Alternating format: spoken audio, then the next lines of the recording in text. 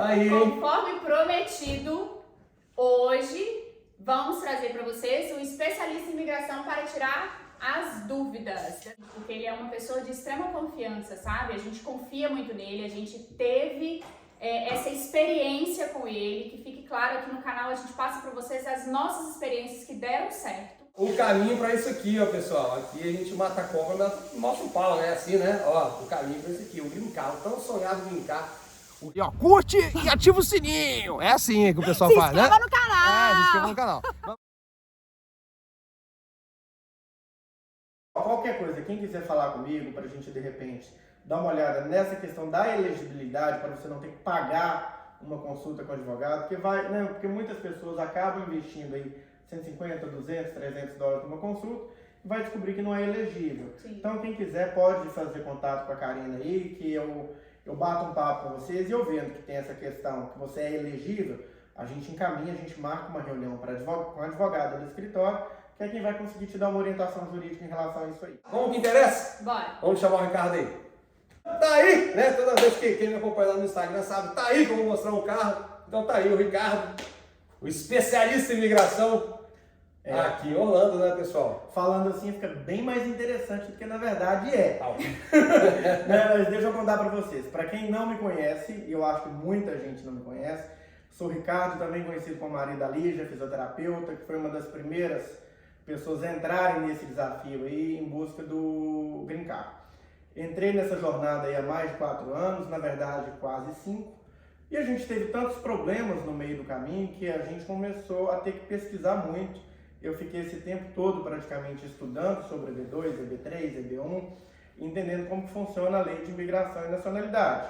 Consequência natural disso, eu fui convidado para trabalhar no escritório de imigração, depois eu trabalhei em outro, e agora eu estou no 3º escritório, o que me ajudou muito a ter experiência de acordo com um ponto de vista diferente de cada advogado. Karina me pediu para bater esse papo aqui com vocês, para responder algumas perguntas que vocês fizerem, e eu espero que fique de acordo com o que vocês estão esperando. Muito importante lembrar que isso aqui não é um aconselhamento jurídico, mesmo porque eu não sou advogado, eu sou especialista em imigração na HIT Law Office. Eu trabalho juntamente com uma advogada que é licenciada para cuidar do caso de vocês. Tá ok? Vamos lá, Karina. Eu separei aqui, tá, gente, algumas perguntas, porque vieram perguntas iguais também, ou com o mesmo tipo de segmento, então eu separei aqui para vocês. Para começar, nós conversamos e nós separamos 3 tipos de vistos, que são os mais utilizados, né, Ricardo, pelos brasileiros ao tentar migrar para cá, que é o visto EB1, EB2 e o EB3. Então, Ricardo, agora você pode explicar pra gente um pouquinho sobre cada um, quais os critérios, o que precisa? Tá, o que acontece? Basicamente, tá? Falar numa linguagem que todo mundo entende. O EB1 é um visto para quem tem habilidades extraordinárias, alguém que está muito acima da média. Quem seriam essas pessoas, Ricardo? Geralmente quem tem mestrado, quem tem doutorado, mas não somente isso. É quem conseguiu, através desse mestrado, desse doutorado, contribuir de uma forma significativa e tangível para o meio que ele atua. Por exemplo, uma fisioterapeuta que desenvolveu uma técnica que reduz o tempo de tratamento, isso foi comprovado através de uma tese, de um estudo que ela fez. Esse estudo foi replicado, ele foi citado em jornais, revistas, por aí vai. Atleta entra também, é verdade, porque ele tem o quê? Uma habilidade extraordinária. Um cara que foi medalhista, um cara que ganhou algum campeonato. Exatamente. Então, por mais que ele não tenha esse lado muito interessante, inclusive a pontuação do Alexandre, por mais que ele não tenha esse lado acadêmico, que não é exigido para o EB1, eu estou te falando aqui de EB1A, na verdade, ele não precisa ter isso. Ele tem que ser o quê? Aquilo que eu falei no começo, ele tem que fazer parte de um pequeno grupo, onde ele deu uma contribuição significativa para a área dele. Então vamos para o EB2, que esse sim foi inclusive o nosso visto, o nosso tipo de visto. Tá então, aqui. Explica. Eu tenho que andar com brincar, pessoal. Você sabe disso, né? Importante falar, o especialista em imigração. É lei o quê? Eu ando com brincar ou não ando com brincar? Fala aí. Então, o que acontece? Eu também tive o privilégio, né, que na verdade o brincar não é a residência permanente. É importante dizer isso também, ela não é um direito. Santa Karina. Ela é Essa é um muito benefício. Então você não tem direito a um green card. Você é agraciado de acordo com o seu perfil, pelo pleito que você fez e pelo sucesso desse pleito. Mas o que acontece? Quando você recebe o green card na sua casa, quando os clientes recebem o green card através lá da HIT Law, que é onde eu trabalho, ela vem uma carta, inclusive, que fala, that's the law. Você tem que carregar o seu green card com você o tempo todo. As pessoas fazem isso na prática? Não, tirando o Alexandre, não. Mais ou menos, às vezes. Porque, pessoal, se você perdeu o green card também, é importante falar. A gente vai falando aqui no vídeo, né? É um papo. É um papo totalmente informal. É informal, completamente informal. Você tem que andar com ele, mas se você perder, pessoal, é $500. E quantos meses mais ou menos vai ser para chegar outro green card? É um perrengue desnecessário. Pessoal. Voltando. EB2. Fale sobre o EB2 e o EB2NIW, para eles entenderem. Né? Na verdade, se a gente for diferenciar basicamente o EB2 do EB2NIW, lembrando que o EB2NIW ele é uma subcategoria. Vamos entender dessa forma do EB2. A diferença praticamente dele, que tem entre os dois, para a gente falar de uma forma bem sucinta, é que um precisa de sponsor, que é o patrocinador, que é a empresa que vai te empregar. Quando a gente vai para o EB2NIW, você pula essa etapa. Ou seja, então a gente está falando de uma economia de um ano e meio em termos de tempo. Tá? E qual que é a outra vantagem do EB2NIW? Você não fica preso ao sponsor. Tá? O sponsor, para você ter uma ideia, é uma informação que eu acho muito importante, ele pode, inclusive, fazer o withdraw, que é o cancelamento do seu... Pessoal, é muito importante isso aí. Tem gente que acha que vai pegar o EB3 na empresa e vai pular fora. Então, exatamente. O sponsor, ele pode... a petição aprovada, que é o I-140, ela pertence ao sponsor. A vaga não é do Alexandre ou da Karina, ela é do empregador.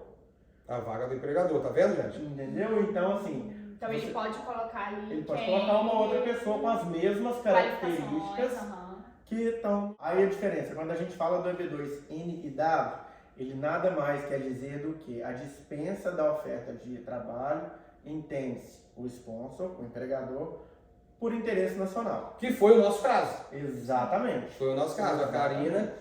Explica aí, Ricardo, como é que foi? Ela fez o processo. O que acontece? Não basta você ser de uma área de interesse nacional. Como fisioterapeuta e enfermeiro, por exemplo, eles estão debaixo de um guarda-chuva que chama Schedule A, que por si só o Ministério do Trabalho ele já reconhece que não existem profissionais, nem fisioterapeutas, nem enfermeiros, suficientes para atender a demanda do país. Então o que acontece? Com isso aí você já consegue fazer o pulo do gato. Professor? Não, então, professor não dá. Se ele for atuar como professor, não dá. Por que não dá?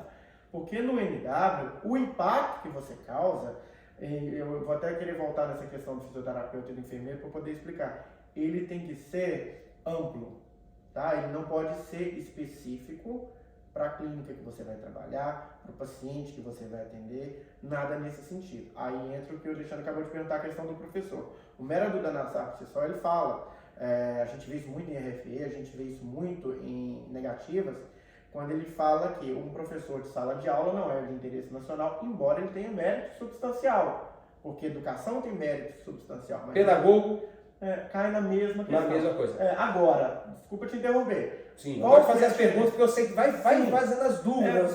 Mas qual que é a diferença? Depende de qual que é o endeavor desse professor, desse pedagogo. O que seria esse endeavor?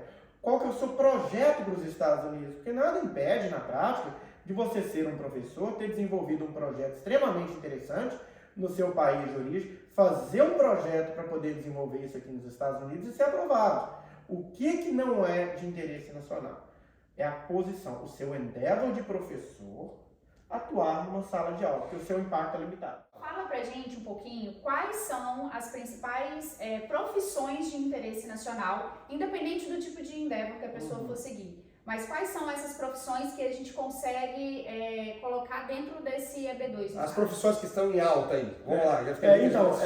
É uma pergunta que se faz muito, mas a gente tem assim, eu diria com toda a sinceridade do meu coração, que a gente tem que falar mais do indivíduo, do endeavor, que é o projeto, do que da profissão. Por quê?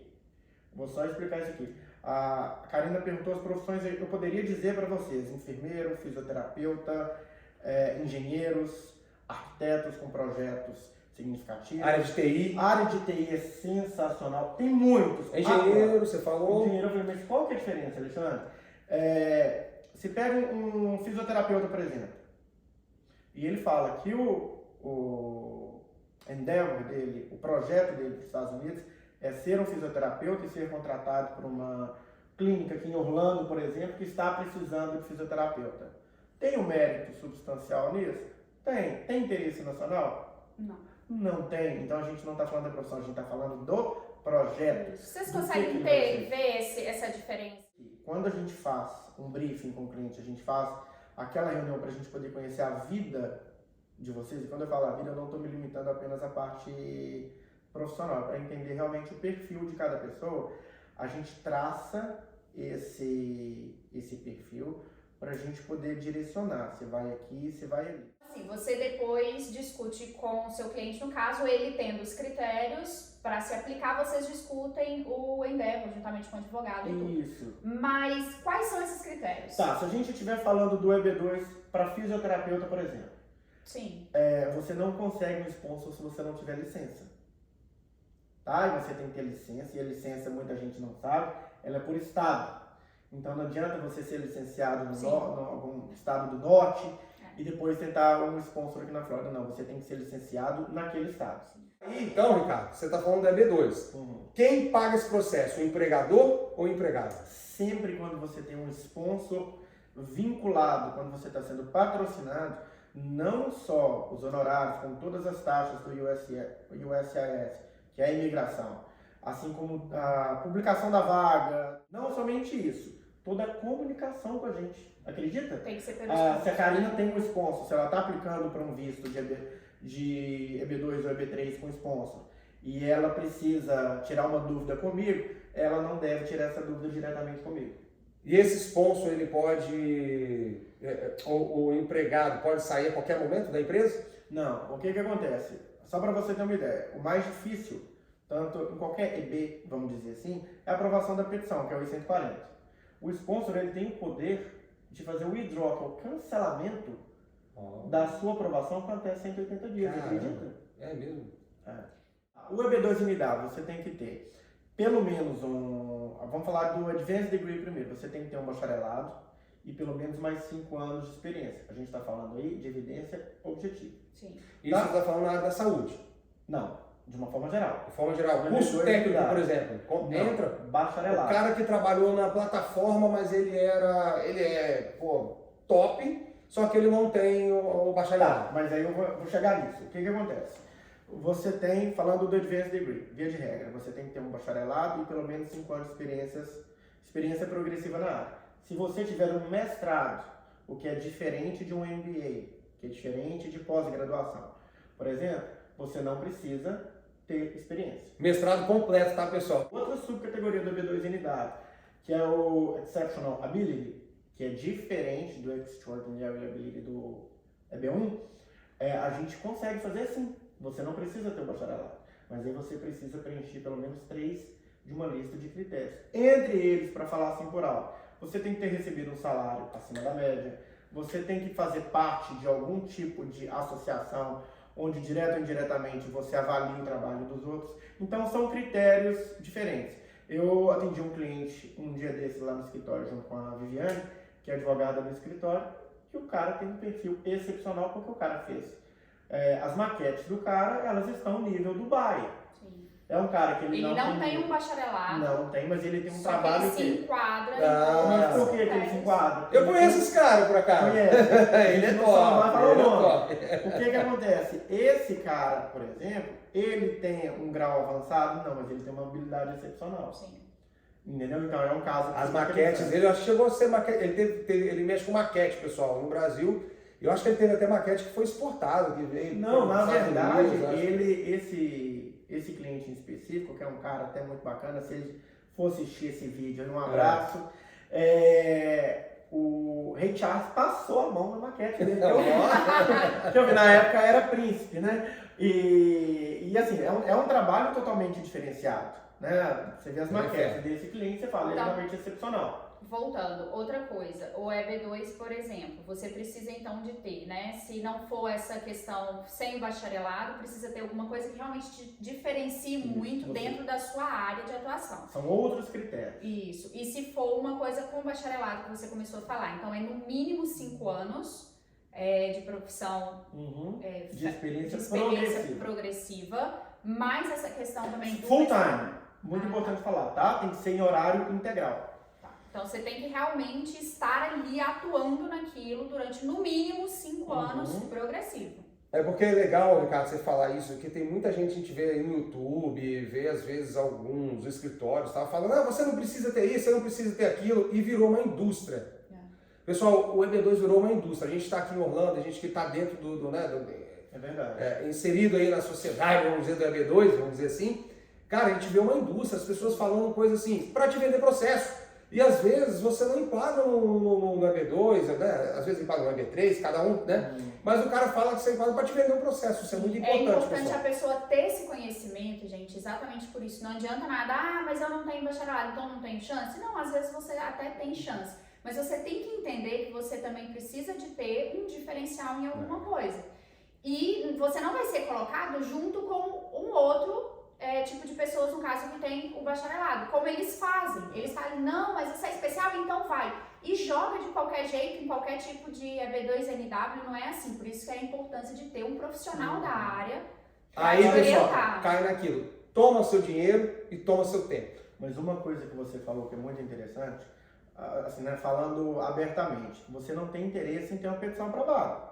Você tem interesse em ter o que o Alexandre anda na carteira. Então, brincar que é residência permanente. O que a gente recebe de cliente no escritório que tem um perfil maravilhoso para fazer o EB2. E quando a gente avança na conversa com o cara, a gente vê que ele teria o 140 aprovado, mas ele seria negado no 485, que é a fase 2 de 2, que é a entrevista do Green Card, que ela acontece ou no USAS ou acontece na embaixada no Rio de Janeiro, a gente não pega. Porque a gente sabe que por mais que o cliente fale, não, mas eu tenho a qualificação, a gente fala, você tem mesmo, mas você é elegível, deixa eu conversar. Você é elegível, mas você é inadmissível. Então, por que você é inadmissível? Calma aí, nós vamos chegar lá. Peraí. Muita calma nessa hora, Não, porque mas se a gente só não dá uma seguir pincelada, um exemplo as só. perguntas, a gente vai se perder. Que foram as perguntas que eles mandaram. Porque Olha aqui só. também eles perguntaram sobre essa questão. É importante você ter uma pessoa para te orientar, um profissional para te orientar por causa disso. Eles estão perguntando também, Ricardo, se no caso você, que sendo um especialista, você pode ajudar eles, né? Porque como a gente falou que ele ia estar aqui entrevistando, teve esse tipo de pergunta. E como que funciona isso? Ou se é só mesmo um advogado? Como que é? Tá, embora aconteça muito, no meu caso particularmente eu não posso, não devo e não vou. Vou explicar por quê. Quando você contrata qualquer tipo de serviço que requer uma licença, essa licença ela vem com o quê? Com responsabilidades. Tá? Quem tem poder, licença e autoridade para te representar junto ao USAS é um advogado que tem um G, que você assinou um G28 para ele, que é o equivalente a uma procuração de representação no Brasil. Se você tem qualquer tipo de problema, quem tem autoridade para ligar no USAS, fazer qualquer coisa nesse sentido, é o advogado. Eu entendo que muita gente, eu recebo muito esse tipo de propostas inclusive financeiramente interessantes, mas não seria justo eu fazer uma situação, conseguiria, sendo bem sincero, montar um EB2 com o tempo todo que eu estou, conseguiria, né? Eu não vou ser hipócrita. Seria o certo fazer? Não, porque entra uma parte legal, é que só o advogado que está capacitado para fazer isso. E você acha interessante, muita gente entra sozinho, né? Tem a intenção de entrar sozinho, a gente está vendo muito isso. Eu até conheço pessoas que sim foram aprovadas dessa forma, mas não é a maioria, né? Então, foi aprovado o conto que foi aprovado não, né?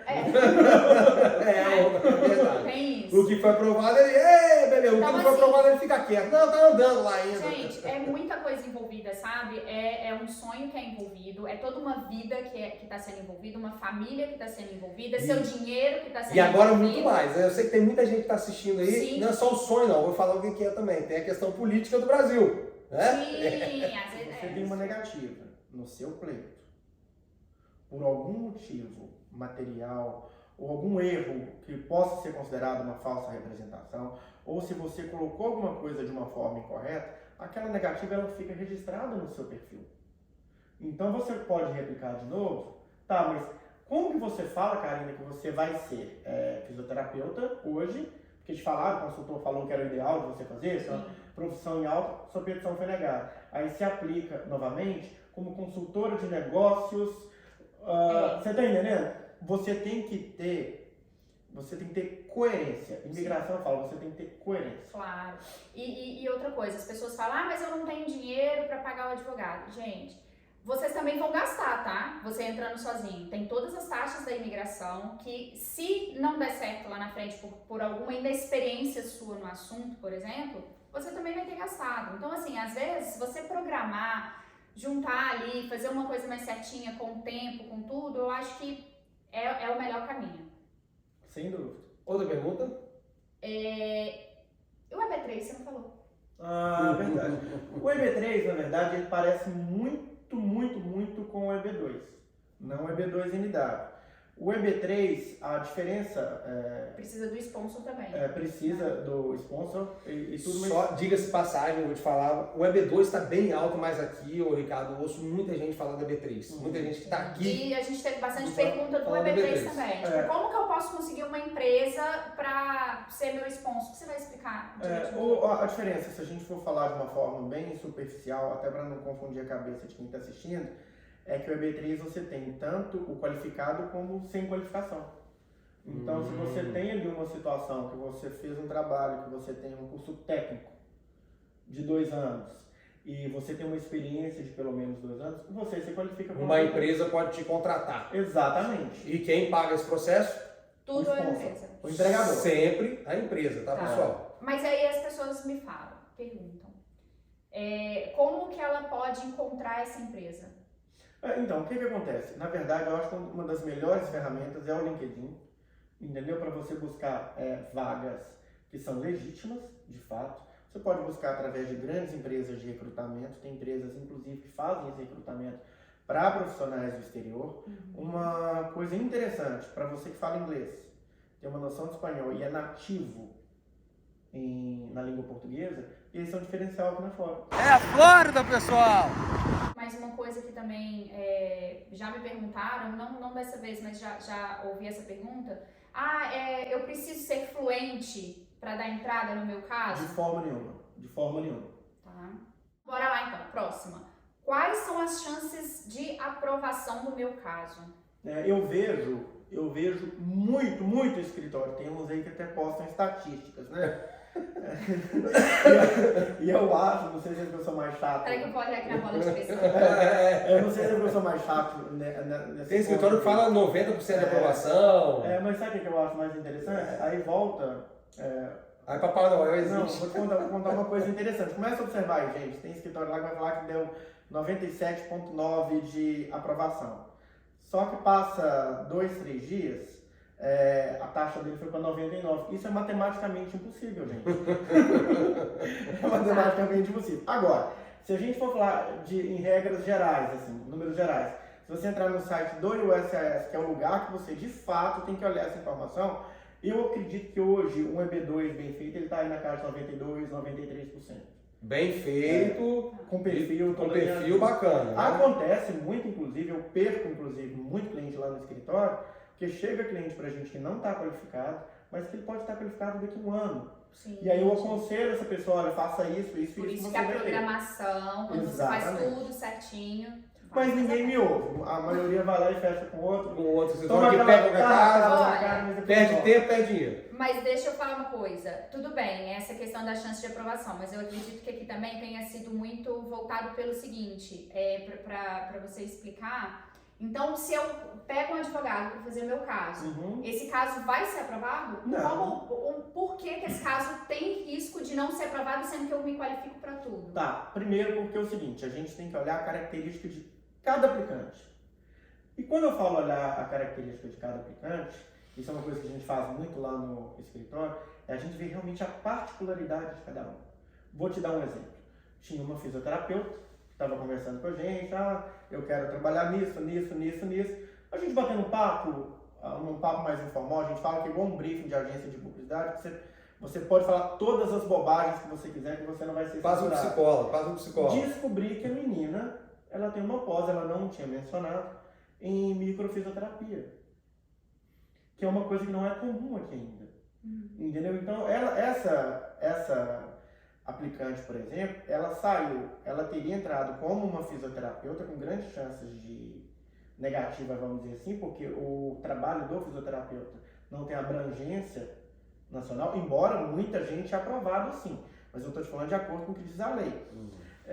O que acontece? E a gente tem que escrever sempre, a gente prepara o pleito para o oficial mais criterioso e não para o oficial mais despreparado, mais novato, coisa assim.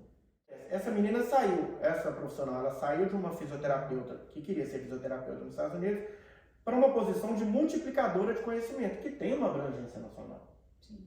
Tá? Então, o que Isso é acontece? importante, gente. Você tem uma pessoa que sabe lidar para realmente achar Vou fazer uma pergunta agora, pessoal. E o humor do oficial no dia ali? Conta o oficial mais bonzinho, tem um oficial mais que nega mais? Como é que é isso aí? Eu acho que a gente tem que lembrar sempre que quando você escreve, você monta um caso, você monta para uma pessoa e essa pessoa tem dias bons, tem dias ruins. Não estou falando que eles não sejam profissionais, pelo contrário. Eu acho que eles são extremamente preparados. Por quê? Porque a leitura que ele faz da lei. Sim. Tá? O EB2NW, principalmente, é um processo extremamente discricionário. Isso é que é importante, gente. Então não adianta você ter lá todo o checklist, eu me enquadro, eu tenho isso, vai ser ótimo o meu pleito, mas quem vai avaliar aquele pleito migratório é o agente migratório. E o que é interessante nisso? O que lá a gente gosta de fazer de forma quase que artesanal, assim? É porque a gente tem que responder primeiro as perguntas que não foram feitas também. Então, o que acontece? Muitas das vezes a gente vê que chegam RFS, coisas nesse sentido, que a gente vê que o oficial ou ele não entendeu ou ele não leu. Sim. Aí a gente fala, mas esse cara é ignorante? De maneira nenhuma. A obrigação da prova é do peticionário, não é do USCIS. Ele não tem que te provar que você está lendo. Vai colocar ali a leitura que ele fez da lei de por que você é ou não. Lembrando, tem a lei? Tem, mas o EB2NW na fase 2, a primeira é a evidência objetiva. Por exemplo, 5 anos de experiência progressiva, pós-bacharelado. Mas a parte de interesse nacional, dispensa do label certificate, isso vai da leitura daquele oficial em relação à lei. Não é porque ele está de bom humor, porque ele está de mau humor, porque ele é contra a imigração, ele é a favor, não. Tem oficial que é mais criterioso e outros menos. Aí vai um pouquinho da sorte também. De cair no oficial mesmo. De cair mesmo criterioso, vai um pouquinho da sorte. Conseguimos falar do EB1, EB2 e EB3. Lembrando que se vocês tiverem dúvidas ainda, porque com certeza vai ter mais dúvidas. Quanto mais a gente fala do assunto, mais dúvidas vai tendo, porque você vai vendo sua vida, você vai falando, mas e isso? Então pode mandar pra gente as dúvidas, a gente vai deixar aqui. Deixa aqui nos comentários, pessoal. Deixa nos comentários aí. Deixa nos comentários ou pode entrar em contato com a gente Vamos fazer no mais Instagram. vídeos se vocês quiserem também. Pode deixar ideias, né? A gente vai encher o saco do Ricardo. Uma outra coisa também que muita gente pergunta, eles precisam estar aqui para dar entrada ou pode dar entrada lá do Brasil e como que funciona isso podendo entrar pelo Brasil, que foi o nosso caso, né? Tá, o que acontece? Via de regra, de acordo com a lei, o ideal é você fazer do Brasil. Vou te falar por quê. Porque quando você entra aqui nos Estados Unidos e fala que vai ficar 15 dias, já com a intenção de fazer uma mudança desse status para um status de residente permanente, ou o famoso ajuste de status, você está mentindo para o oficial, porque isso não é permitido. Tá? Então, assim, de uma forma ou de outra, as pessoas que fazem isso, elas precisam mentir, porque se elas falarem, não, estou vindo para os Estados Unidos para fazer ajuste de status depois de 91 dias, que é o prazo mínimo, para você, elas estão mentindo. E isso é muito importante ficar claro. Então, o que eu sempre digo, a minha opinião, eu acho que você tem que fazer as coisas do jeito certo. Faça o pleito consular, porque independente de qualquer coisa, você estando no Brasil, ou nos Estados Unidos, ou na China, na Holanda, seja onde for, a primeira fase do seu processo sempre acontece aqui nos Estados Unidos. Quando a petição é aprovada, que ela é enviada para a embaixada do seu país. Isso. Tá? Que é o I-140 que ele falou. Aí depois vem a questão, acho interessante também falar, do I-485, que é a elegibilidade. Aí deixa eu só falar uma coisa. Admissibilidade. Só falar uma coisa. Então, isso é bem bacana, isso que ele falou, de você entrar pelo Brasil. foi uma questão de programação também, né? Programação financeira, que lembrando, ele vai falar aqui, eu sei que ele vai falar da parte do 485, mas você não vai poder trabalhar. Né? É proibido trabalhar sem permissão de trabalho nos Estados Unidos. Isso é muito importante, amor. As pessoas até perguntaram, mas como que eu posso chegar aí? Eu tenho como só ter um visto de trabalho? Não é bem assim, né, gente? Você não consegue simplesmente dar entrada para um pedido de visto de trabalho. Você só pode trabalhar aqui se realmente você tem uma permissão para estar aqui e morar aqui. E às vezes acontece do camarada vir, tá com o processo e 140 aprovado e vem essa parte aí. Fala aí, Ricardo. O que acontece? Você trabalhar sem autorização é um ground, é um motivo de inadmissibilidade. Então o que acontece? Você veio para cá, você teve seu I-140 aprovado, veio para cá e começou a trabalhar sem autorização. Você consegue? Consegue. Deveria? Não. Entendeu? Qual que é a orientação que o escritório dá? A advogada do escritório dá? Nunca faça isso. Mas eu conheço um tanto de gente e deve conhecer mesmo, sabe? Mas é errado e é um ground, é um motivo de inadmissibilidade. Então o que vai acontecer? O escritório teve aquele trabalho de montar uma peça o mais próximo da perfeição possível para ficar tudo bacana, aprova a sua petição. O oficial falou, ok, para mim você está elegível. Você venceu 95% do processo. Os outros 5% quem estragou foi você.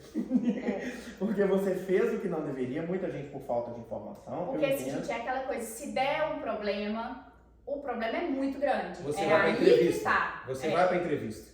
Né? E aí, na hora da entrevista, o cara ele sabe sua vida toda. Tudo que você fez nos Estados Unidos ali. Às vezes já pesquisou sua rede social. Eu soube de um caso.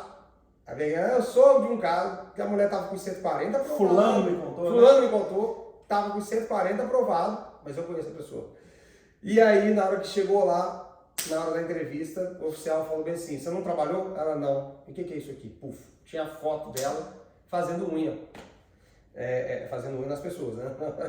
Então ela trabalhando manicure, ela trabalhando de manicure. E aí... Se eles quiserem descobrir, eles vão descobrir. Acho que todo mundo... Então, quando você anda certinho, gente, o risco, óbvio, de dar algum problema é mínimo. Mas, pode dizer, mas eu tô trabalhando, eu preciso trabalhar e tudo. Tá, a gente entende, mas assim, o risco é seu. Porque é uma coisa que não é para ser feita. Eu fiquei aqui quase um ano esperando o Green Card chegar e sem trabalhar. Verdade. Fiquei em casa sem trabalhar, mas eu me programei. Sim. Aí eu falo programação, vamos fazer vídeo de programação, né, financeiro e tudo. Mas foi uma programação, eu consegui ficar um ano sem trabalhar. Né? Se a pessoa entra com uma profissão, no caso, né? Ela é obrigada a trabalhar nessa área? Não, ela não é obrigada. O que a gente tem que entender é o seguinte. Quando você faz um business plan, um plano de negócio, e você fala que vai ser fisioterapeuta nos Estados Unidos, por exemplo, tá? E ali na frente você descobre que não é isso que você queria. Ok. Você falou, não, eu quero ser uma fisioterapeuta e vou montar uma clínica. E você tem que comprovar que você, chegando aqui, você fez um estudo mais aprofundado, você viu que aquilo ali ficou inviável, é diferente. Só que existem casos que a gente vê por aí que é muito nítido.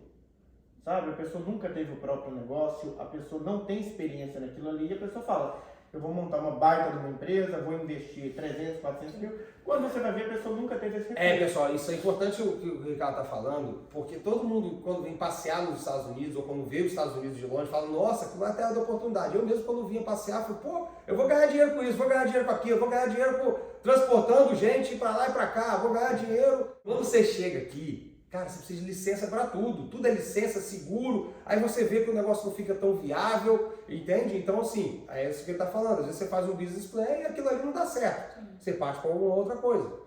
Outra coisa que é interessante, só para matar essa questão do 485, que é a questão de elegibilidade, o que a gente tem que entender?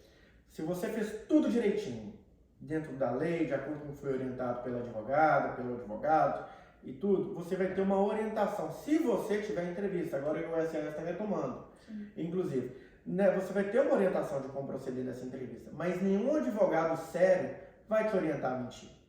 Tá? Então, se você fez alguma coisa errada, se você ficou aqui fora de status, se você trabalhou aqui sem autorização de trabalho, se você estudou sem autorização para estudar, então tem coisas que são tão óbvias para a gente que trabalha com isso, que para as pessoas não Se são. você estudou sem autorização. Sem autorização. Cara, é engraçado. Quando a gente foi no Brasil, sempre com visto de turista, nunca me perguntaram nada. E quando eu fui entrar para brincar, eles fizeram uma pergunta pra gente. Isso é muito a gente sério. estudou aqui. Eu falei, não, é porque... Nunca tinha estudado aqui. Isso é muito sério, porque quando as pessoas fazem a mudança de status aqui, por exemplo, de turista para estudante, elas não podem, assim que chega o recibo do USCIS estudar, elas têm que esperar a aprovação da mudança de status, que leva quase um ano. Então você não pode Nós vamos estudar com falar essa sobre aprovação. estudante também, que eles perguntaram, mas deixa eu só concluir aqui para não perder o raciocínio. Então você não precisa trabalhar na área dentro dessas, né, dessa toda a perspectiva que você falou, só que, então, mas se for pelo empregador, você é obrigado a ficar com o empregador. Aí há controvérsias.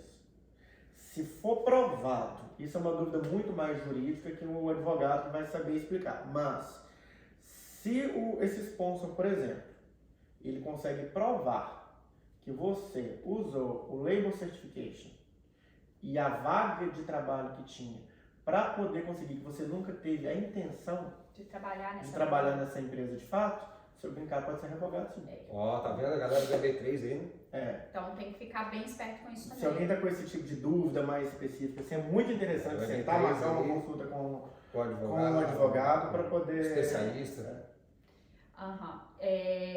Vamos lá, próximo. Tá, então do estudante, eu já vou pegar o gancho aqui do estudante que você tinha falado. Tem o visto de estudante e tem também o status de estudante. São duas coisas totalmente diferentes. Que isso eles perguntam também, como que faz. Como é que é o visto de estudante? Como é que é o visto de estudante e o status de estudante? Tá, o status de estudante é o seguinte, você entrou aqui, por exemplo, com visto de turista e chegando aqui, você mudou de ideia. Teve alguma coisa que aconteceu na sua vida, você chegou aqui, gostou, viu uma oportunidade de estudar e mudou de ideia. Você faz um pedido de mudança de status de turista para estudante. Essa resposta demora em torno de um ano, aí você pode começar a estudar e ter vida normal. Eles mandam autorização? Mandam. Mandam Você autorização. pode trabalhar? Não. Isso não é uma pode. pergunta, gente. Eles fazem, eu com visto de estudante tenho permissão para trabalhar? Não, você não tem. Você não tem. Você pode tirar a carteira de motorista? Pode. Pode. Você tem uma vida normal de um estudante, que é o que você falou que iria fazer. Isso. Você ajustou para estudar, então vai estudar. Né? Na prática é isso. E outra coisa nisso aí, se você vem casado, marido, mulher e filho, eles ficam abaixo de você um processo só. Sim. Tem essa questão, né, do guarda-chuva. Mas então você falou do status e o visto é o que você solicita no... Você teve até um escritório que ele falou sobre o Bolsonaro, quando o Bolsonaro estava aqui, o Bolsonaro está solicitando um visto... Isso, teve essas... Um visto, a gente conversou sobre isso, inclusive. Estudante. Um visto de turista. É o visto de O turista, Bolsonaro está porque ele pedindo vinha visto como... de turista. É uma informação Foi extremamente equivocada. Por que ela é equivocada? Porque você não pede visto no país que você está. Quando você está aqui dentro. Então, visto para os Estados Unidos, você só consegue em embaixada dos Estados Unidos, em qualquer outro lugar do mundo país que não seja os Estados Unidos. Então, para você solicitar um visto de estudante, você vai solicitar se você estiver no Brasil. Se você já estiver aqui, a possibilidade é um status de estudante. Exatamente. Ou, no caso do Bolsonaro, não sei se foi isso que aconteceu, o que muito provavelmente deve ter pedido é uma extensão da permanência. Sim. Que isso aí ele pode fazer. Entendeu? Quem está aqui com turista pode fazer uma extensão da permanência. Pode. Isso, e perguntou, agora você estava falando também a questão dos filhos, né? Que teve até uma pessoa que perguntou também, do meu filho, você pode ir comigo? Então, assim, quem que entra nesse processo com você? Quando você faz o pedido no seu nome, como que é? Você tem direito, alguém tem direito a vir com você, os filhos? Você está falando do ajuste de status ou do green card? Explica tudo. Tá, no ajuste de status, aliás, tanto no ajuste de status quanto no green card, o benefício se estende a cônjuge e filhos menores de 21 anos solteiros. Cônjuges, lembrando que tem que ser casado. Como é que é? Os Estados Unidos, o USCIS, na verdade, não reconhece união estável. União estável, então, não vale, tá, pessoal? Então, se você pretende vir e tem Casa união um dia estável, antes. casa logo. Casa um dia antes. Casa que é bom, que tá quentinho. Uma coisa que é muito importante deixar claro, que muita gente não sabe, é que quando a gente fala filho menor de 21 anos solteiro, a gente está falando de 485, tá, Karen? Sim. A gente está falando da entrevista de green card já. Porque se nesse meio tempo ele foi para maior de idade, ele casou, ele não entra. Então fala mais alto lá, o pessoal. Entendeu? O 485, a pessoa, o filho menor de 21 anos solteiro, ele tem que estar nessa condição até a data de entrevista dele. Então, por exemplo, entrei com 140, né? Que é a primeira fase.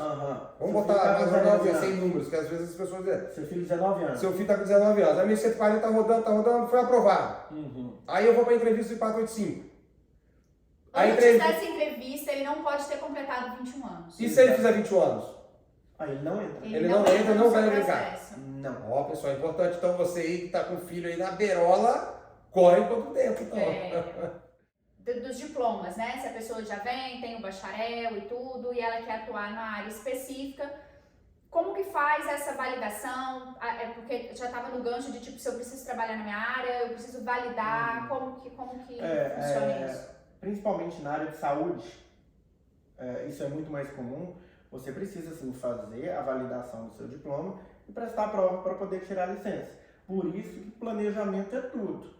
Então a pessoa fica doida para vir, e eu entendo que eu também fiquei assim, mas a pessoa está doida para vir para cá, mas é muito mais barato ela fazer isso no Brasil. Sim. Estudar nos Estados Unidos só é mais barato se você já tiver residência permanente.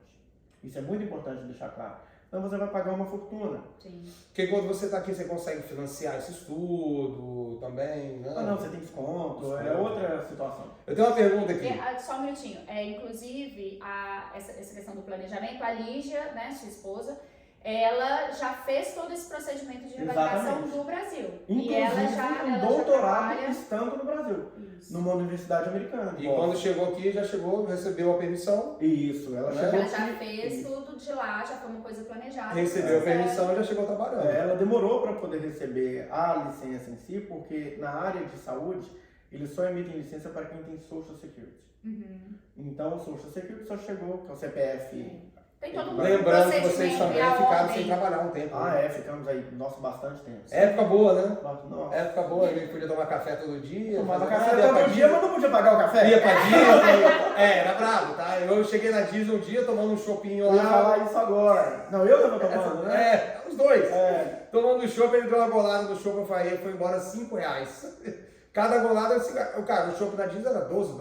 Não, ele virou pra mim e falou, vem cá, essa cerveja que você tá tomando, ela vale R$50? É isso que você tá pagando nela. A cerveja ficou ruim na Nós hora. ficamos um ano aqui sem trabalhar, convertendo, pessoal. Quando o Carinho ia sair pra jantar, pra almoçar, né? Sempre na traseira da caminhonete. Super Alex, vale a pena meter o pé e ir com visto de turista e depois planejar aí, se for ficar? Eu não faria isso de maneira nenhuma. E assim, eu não sou advogado, mais uma vez, mas eu acho que assim, se o advogado te aconselhar a fazer isso, corre no advogado. Ao invés de você meter o pé e vir pra cá, mete o pé no advogado. Então, cada caso é um caso. Mas cada caso é um caso. A gente entende que tem pessoas que têm essa urgência, talvez, de vir, de sonho e tudo, mas mais uma vez a gente fala, tudo planejado, tudo programado, tudo bem pensado, tem chances de ter um sucesso, né, gente? É muito mais certo do que quem vende. Você imagina que a pessoa. Imediatismo, a pessoa. Porque as coisas, elas aqui não tem como muito. Até muitas coisas no Brasil também, a gente não tem como falar assim, só nos Estados Unidos que as coisas funcionam e tal. O Brasil também, mas aqui, especificamente aqui, não adianta você querer dar muito jeitinho pra fazer as coisas. Não tem como, porque você precisa fazer todas as etapas, tudo de todo jeito, porque senão uma hora a conta vai chegar, sabe? Não, mas eu tô fazendo desse jeito e tal, mas uma hora a conta vai chegar. Mas assim, só completando essa pergunta que fizeram pro Alexandre, o que a gente tem que entender? Tem hora que a gente faz perguntas, ou porque a gente de fato não sabe, ou na verdade a gente só quer ouvir uma resposta que a gente gostaria. Sim. E eu não tô aqui para isso, né? Para dar a resposta que a pessoa gostaria. Eu tenho que dar a resposta. Trazer informação mesmo, né? Correta. Mas o que acontece? Pensa, eu trabalho junto com uma advogada e eu falar para vocês uma coisa que não é realidade. Qual que é a linha de raciocínio? Eu tô contando para vocês aqui que se você entra aqui falando que vai fazer turismo e fica comprovado, muita gente já foi até barrado. A pessoa já estava com casa alugada, com seu filho matriculado na escola, essa coisa toda. Tanto é errado que você é barrado, e você fica barrado dos Estados Unidos por 10 anos. O ajuste de status, ele foi pensado, mesmo de turista para estudante, para forma legítima. A pessoa que veio para cá, aconteceu algo aqui que fez com que ela mudasse de ideia. Agora, quando a pessoa me pergunta, e eu entendo que a pessoa não tem o conhecimento, e é por isso que ela está perguntando, está super certa. A pessoa fala, vou meter o pé, vou para aí, depois eu faço mudança de status. Isso por si só já é uma fraude migratória. Sabe que o ajuste de status ele não foi pensado para isso. Mas tem uma outra coisa também que muitas pessoas não sabem, mas algumas sabem e não sabem que mudou, né, no caso, do ajuste de status. O EB2 não está podendo mais fazer ajuste de status. Atualmente. Muitas pessoas sabem, mas outras pessoas não sabem. E quem sabe, às vezes não sabe que mudou, né? Porque tem isso também. Tem gente que me pergunta, eu posso entrar no Brasil, então, e dar continuidade aí nos Estados Unidos, esperar aí? Cara, e tem advogado que não tá falando. Eu atendo muito recém-chegado, né, para comprar carro, e o camarada chega aqui, Ricardo, e fala, não, então eu vou fazer EB2. Mas, Ricardo, não tá podendo fazer ajuste de status. Ah, não tá não? Porque o advogado não falou. Por que ele não falou? Para vender caso. Porque virou uma indústria. É verdade. É o que mais acontece. Explica como que funciona isso. O que acontece? Você tem que estar com o ajuste de status, com a letrinha lá no Visa Bullet como current, que é atual, disponível e tudo. Se você tem isso, coisa que não tem desde o final do ano passado, você tem que aguardar para que ele volte. Quando que vai voltar? Ninguém sabe. A gente tem expectativa que em outubro ou até outubro regularize. Quem pode te garantir isso? Ninguém. Tá. Isso nós estamos falando do EB2. Uhum. EB2 e EB2NW. O EB3 também. O EB3 também? Não está fazendo também. ajuste. Ainda que o ajuste de status esteja disponível, você só pode fazer com segurança uma mudança de ajuste de status depois de 91 dias. Você não pode chegar aqui igual muitas das vezes chega o pessoal, eu já vim aqui, eu quero fazer a mudança de status. Não é assim. Não. Isso. Então é isso, pessoal. Acabou? Eu acredito que sim. Com certeza as pessoas vão ter mais Nossa, vai ter dúvidas. muita dúvida. Entra em Deixa no contato com a comentário. gente, porque pode deixar nos comentários, pode entrar em contato com a gente no Instagram. A maioria das pessoas estão preferindo entrar em contato com a gente no Instagram e tá tudo bem. Vamos deixar o Vou Instagram deixar aqui, aqui. na tela. Eu acho que uma coisa que é muito importante a gente salientar é que se você está entrando num pleito migratório, que é um projeto de vida, que você busque um advogado que seja licenciado para te representar. Tá? Não cai nessa, o advogado ele é licenciado no Brasil, ou ele é licenciado na China. Não, ele tem que ser licenciado aqui para ele poder te representar aqui. Tá? Isso é extremamente importante. Eu tenho visto muita gente falando, não, faz sozinho, não sei o que, cara, e o barato sai caro. É tempo. Então o advogado ele tem ali uma E a lei, especialista. né? E a lei, o que é certo é certo, a gente tem aquilo que é certo. Eu preferi não arriscar. Para você ter uma ideia, a gente está batendo esse papo aqui informal e tudo, mas quem tem condições, direito e autoridade de te dar aconselhamento jurídico, que não é o que a gente está fazendo aqui, é um advogado licenciado para isso. Tá? Então toma muito cuidado com o consultor, toma muito cuidado com o corretor que vende, tem de tudo aí, né? Tem gente vendendo de tudo. Fala aí, cada um. Qualquer coisa, quem quiser falar comigo pra gente de repente dar uma olhada nessa questão da elegibilidade, para você não ter que pagar uma consulta com o advogado, porque muitas pessoas acabam investindo aí 150, 200, 300 dólares numa consulta e vai descobrir que não é elegível. Sim. Então quem quiser pode fazer contato com a Karina aí, que eu bato um papo com vocês e eu vendo que tem essa questão, que você é elegível, a gente encaminha, a gente marca uma reunião com a advogada do escritório, que é quem vai conseguir te dar uma orientação jurídica em relação a isso aí. Isso aí. Tá bom? Abraço, Beleza. pessoal. Valeu. Tchau, tchau. Tchau. Até a próxima.